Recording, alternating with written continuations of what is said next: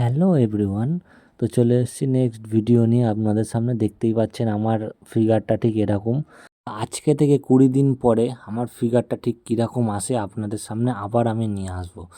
কিভাবে পেটে চর্বি কমাবেন এবং পেটে অ্যাবস তৈরি হবে, পেট এবং হার্ডি হবে, তো সেটা দেখতে থাকুন। তো ডনের আকারে শুয়ে পড়বেন। তো ওখান থেকে একটা পা পিছনের দিকে, একটা পা সামনের দিকে, দেখতে পাচ্ছেন হাতের বাইরের দিকে। এবার হাতের ভেতরের দিক করে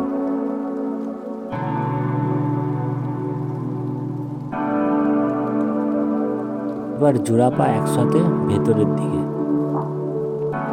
এই ওয়ার্কআউটটা করলে শুধু পেটের কাজ নয়, তার সাথে সাথে হাতের শোল্ডার পাওয়ারও অনেক বাড়বে।